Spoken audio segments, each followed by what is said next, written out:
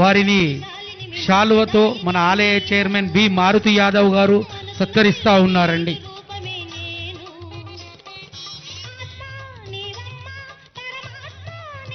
ఒక రెండు ముఖ్యమైనటువంటి విషయాలు మీరు మాట్లాడవలసిందిగా కోరుతా ఉన్నానమ్మా.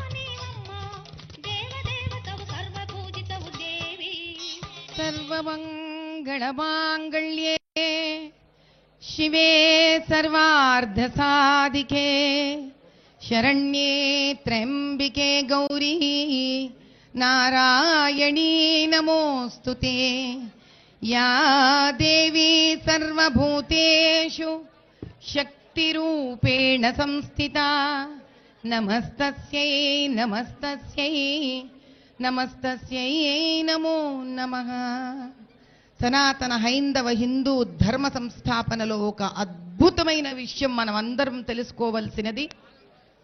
ఈ తెలంగాణ గడ్డ మీద బోనాలు, బతుకమ్మ లాంటి అద్భుతమైన పండుగలలో ప్రతి ఇంటి నుంచి కూడా హిందూ ధర్మ సంస్థాపనకు ఆడపడుచులు చక్కగా అందంగా సనాతన ధర్మం ఏ వస్త్రధారణ మనకిచ్చిందో, ఏ బట్టలు ఇచ్చిండ్రో, అంటే చిన్నపిల్లలు లంగా ఓణీలలో కానీ, ఇంకా చిన్న బిడ్డలు లంగా జాకెట్లు వేసుకొని కానీ, పెద్ద మనుషులు చీర కట్టుకొని కానీ, చక్కగా బొట్టు పెట్టుకొని, గాజులు వేసుకొని, జుమ్కీలు పెట్టుకొని, వాళ్ళ దగ్గర ఉండే నగలన్నీ ధరించుకొని, తల నిండా పూలు పెట్టుకొని, కాళ్లకు పసుపు రాసుకొని, అందమైన గజ్జలు పెట్టుకొని, మెట్టలు పెట్టుకొని, ఈ దినం ఎంత గొప్ప విశేషమైన విషయం అంటే మనం భూమితోటి కలిసి ఉన్నాము, భూమాతతోటి మనం అలగ్గై ఉండలేము అన్న ఒక విషయాన్ని మట్టి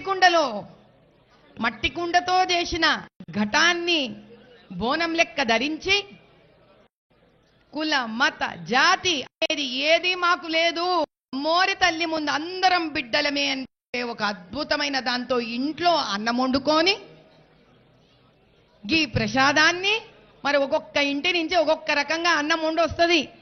ఓ అమ్మ చేతిలో ఓ రకం ఉండే అన్నం, ఇంకొక అమ్మ చేతిలో ఇంకో రకంగా ఉండే అన్నం. కానీ అమ్మ వండుతున్న అన్నం అది ప్రతి ఇంటి నుంచి, ఒక స్త్రీ వండుతున్న అన్నం అది ప్రతి ఇంటి నుంచి.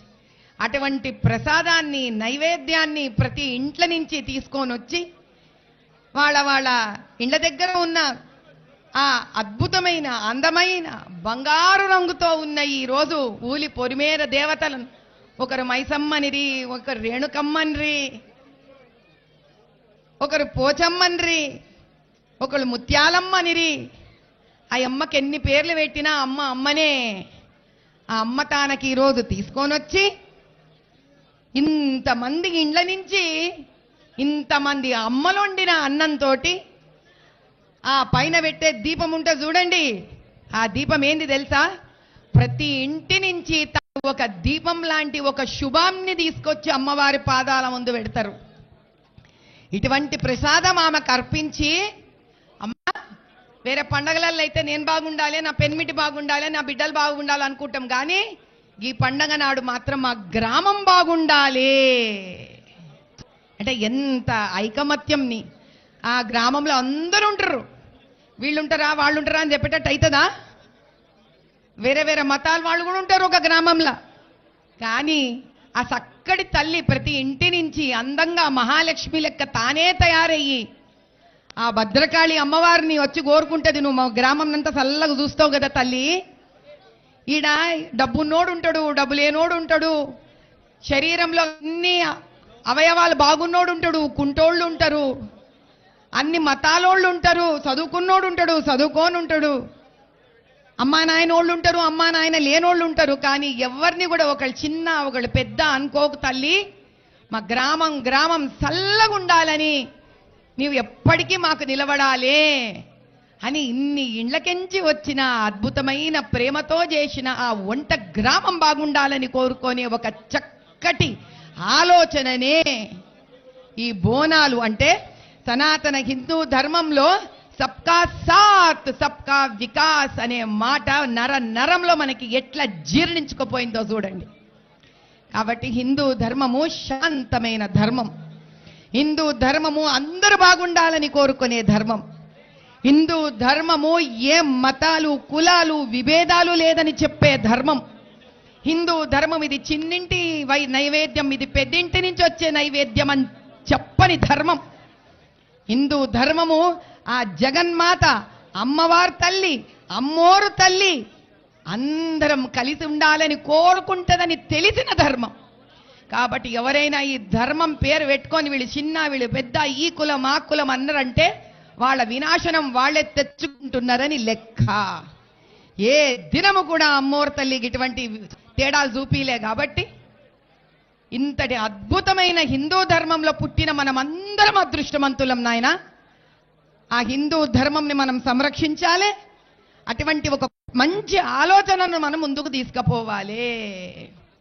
ఐగిరి నందిని నందిత మేదిని విశ్వ వినోదిని నందినుతే గిరివర వింధ్య శిరోదిని వాసిని విష్ణు విలాసిని జిష్ణునుతే భగవతి హే సితి కంఠ కుటుంబిని భూరి కుటుంబిని భూరి కృతే జయ జయ హే మహిషాసురమర్దిని రమ్యకపర్దిని శైలసుతే రమ్యకపర్దిని శైలసుతే.